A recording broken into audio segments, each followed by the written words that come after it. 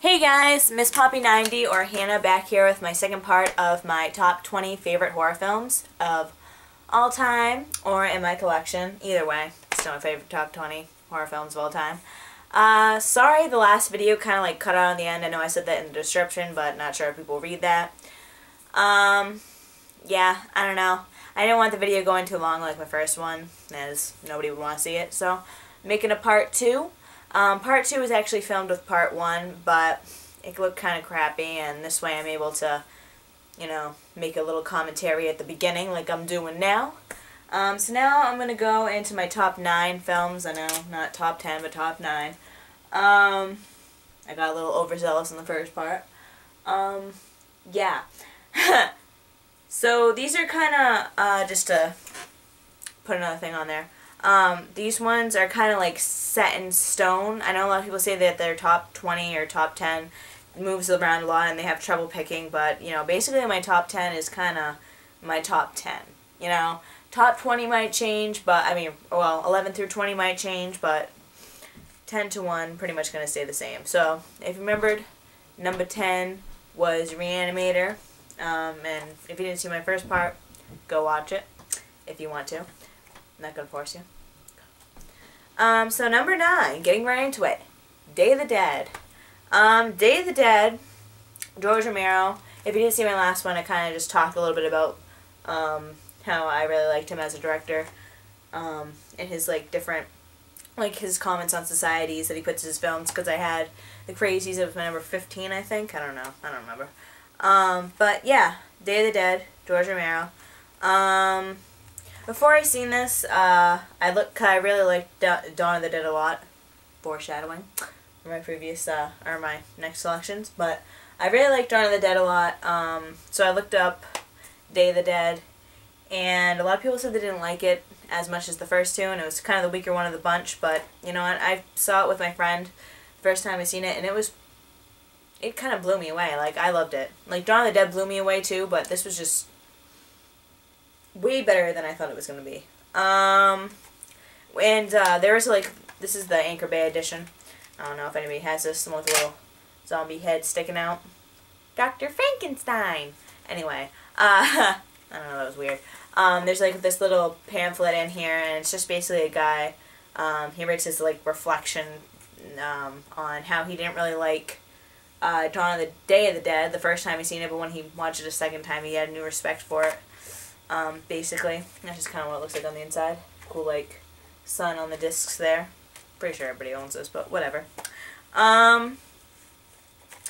Yeah, similar to his other zombie films, he keeps the same kind of motifs throughout them all, with isolation and how humans react to their environment, when there's sort of a crisis going on. This one takes place, I don't know, I'm going to say maybe 10 years after the zombie epidemic, maybe 5. And, just kind of showing how the military and scientists interact with each other when they're, put in this, really isolated place with, flesh-eating zombies. Each character in this is, written, really well written and really well portrayed. I have to say this one probably has the best acting out of all of them. I'd hate to say that, but it is. Definitely the best effects out of all of them. I know the previous two, really good effects, but with this one, they even talk about it in the commentaries. Tom Savini was really able to, not really perfect it, but improve upon them, because they had more money with this one. It's just really good. Really good female lead in it, too. Sarah, was kind of lacking in the first two. I'm not, a feminist or anything, but, Fran, no. And Captain Rhodes was really good. Each character you kind of sympathize with, even though there were a lot, especially with the military, that were really antagonistic, and you were like, yeah, you could just shut up. So that's that. Number 8, probably on a lot of people's list, it's one of those that everybody likes, and that is The Thing, the 1981 version, I believe. 1982, 1981. 1982. I knew that. I was just joking with you guys. John Carpenter. Everybody loves John Carpenter. He's just one of those guys that you just love. Yeah, not really much to say about it. I know everybody's seen this. Good acting by Kurt Russell. Great ending. Definitely one of the better horror endings of all time.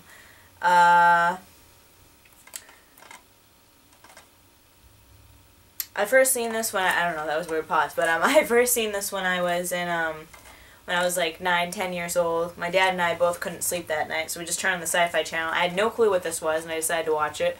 I was like, wow, that was a really cool science fiction movie I just seen. I had no clue what it was. It wasn't until years later that I found out what it was called, and I checked it out again. It was really good. I also own the other two. The remake wasn't that, like, or prequel, whatever. Pre-Quake, coin that word. It wasn't really that bad. I like how they, ended it with the dog running that, starts this one. Number 7 is an interesting selection, only because a lot of people say it's overrated, and they say that the sequels are better and underappreciated, but I think people say that so much that the first one isn't overrated anymore. It's the first one that's underrated and the sequels that are overrated. But not saying anything bad about the sequels, because I enjoy every single one of these movies, and I'm sure everybody who's a horror fan does, and that is Evil Dead. Especially with the new one coming out. This is obviously the Book of the Dead version, and tip to people, if you own these Book of the Dead versions, you probably have them in your box. Never open them. Not because they'll get damaged, but because they smell like dead corpse tree. Okay? If I never smelled the dead corpse tree, but if I did, it'd probably smell as bad as this. If you never opened yours, this is just kind of what it looks like. The first one has like all the drawings. Second one doesn't really have any drawings, but that's probably because the book kind of got destroyed at the end of the first one. Spoiler alert. Yeah, just cool, really artist stuff. And then there's a little booklet in the back, like most old Anchor Bay DVDs used to have. Stress that older one on there. But, Evil Dead, pretty sure everybody's seen this. I love I don't know. I mean, I always say that I don't really like 80s movies, but I have a lot. I like 80s movies, but I prefer 70s ones. But I do have a lot on my list, and, this one, it was really low budget, but it was a really good idea. They executed it really well. Really kind of over the top with the gore effects, bodily fluids. I didn't know people could spew purple, but hey, it was a learning experience for everything. When I first seen this, I always heard about Bruce Campbell and how Ash was the best horror character ever, and I was like, what the fuck, Ash? That is some serious character development you got going on there from the first to the second one. Definitely great ending on this. I actually prefer this ending to the thing. I know, this weird comparison, but if I had a top 10 list, this would be like number 2 or whatever. The ending of this is just so good. Like, like if it just ended there, it would have been awesome. But, you know what? I wanted more Ash, so we got their other ones. And a remake, which I wasn't asking for, but whatever. Now we have number 6, and that is another George Romero zombie film. What's it gonna be, folks? Night of the Living Dead. I liked this one a lot better the second time around than the first time I watched it. The first time I liked it too, but the second time I was like, wow, this is really good. Especially because of the character of Ben. I know I kind of talked about George Romero's characters and how he, he has really good character development, I guess, in them. But the character of Ben was just so well done, and, such a strong character, especially with him being African-American, which is kind of what George Romero was trying to comment on. Oh, I guess I'm trying to show you right now all the special features on the back. That's all them. This is the Millennium Edition. I think they released 4 DVDs of these. I Spit on Your Grave, this one, Reanimator, and Basket Case, maybe? Or is it Deadly Spawn? Either one. Pick one. I don't care. But, I know a lot of people have Blu-ray now, so they really don't care themselves. But, yeah, this is a really good DVD version. I think it's one of the better ones. I've only seen one that somebody had that was on par with this one. But, yeah, not really much to say about this. Everybody's probably seen it. Quintessential zombie film. But, yeah.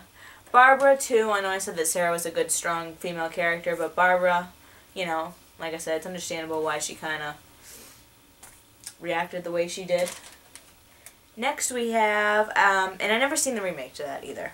Just letting people know. Number 5 we have, I said The Thing was on everybody's list, but this one, I think everybody likes this movie. It's borderline horror thriller, but I think everybody just indoctrinated it as one of the first modern horror films, and that is Psycho. Alfred Hitchcock. Not my favorite Alfred Hitchcock film, food for thought, by the way.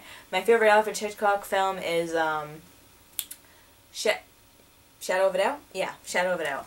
First one I've ever seen. That's probably why.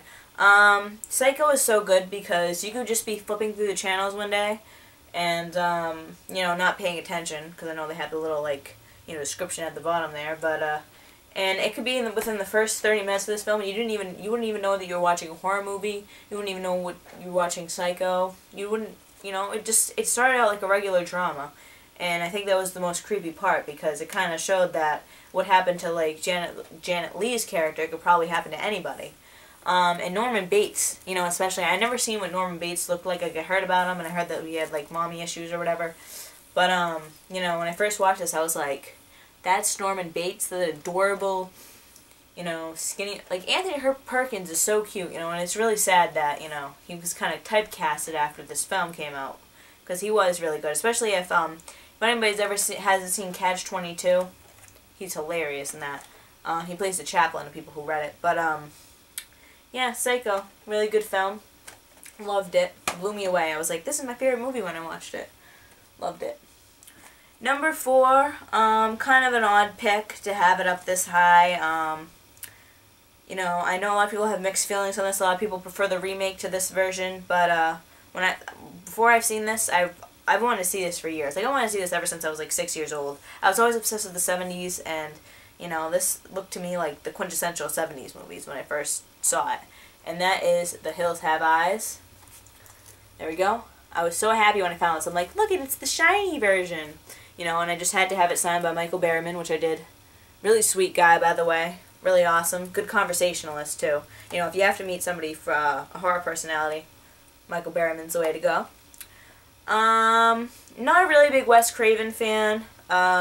Nightmare on Elm Street, I don't know. Just kind of seemed like, I mean, it was good. It was like a really good idea, but it just seemed like after a while it was kind of a cash cow, you know? Obviously, that's how a lot of horror movies went in the 1980s. But, yeah, I don't know. I mean, I wasn't really a big fan of that other one, Last House on the Left, even though I do like 70s movies. Hills Have Eyes, I really liked it a lot. I saw the remake before I saw this one, and I thought that the characters in this were I talk a lot about characters, but characters is really what makes a movie, I guess.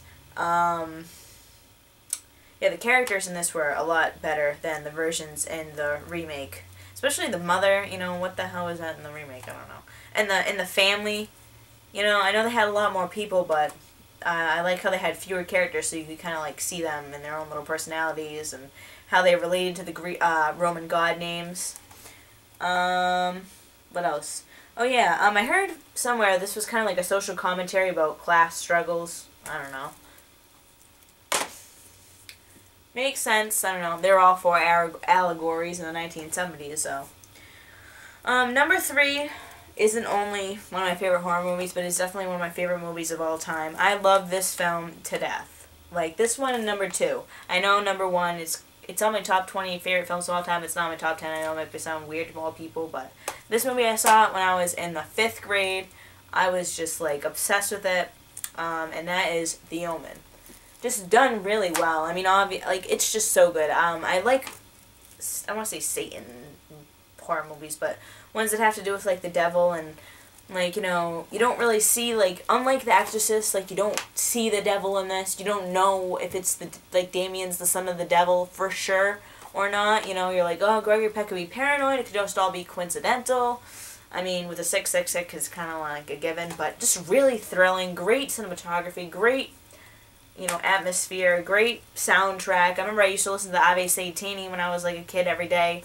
And I used to think, you know, God was going to strike me down and Satan was going to appear and be all like, ooh, sing my praise, you know, especially with growing up with, like, you know, really Catholic, Irish-Italian family, but, you know, just so good on so many levels. Gregory Peck, you know, oddly enough, I hated him before I saw this, because I was really into classic movies when I was, like, 10, but, when I saw this, I was like, I cried, and I was like, I love him now.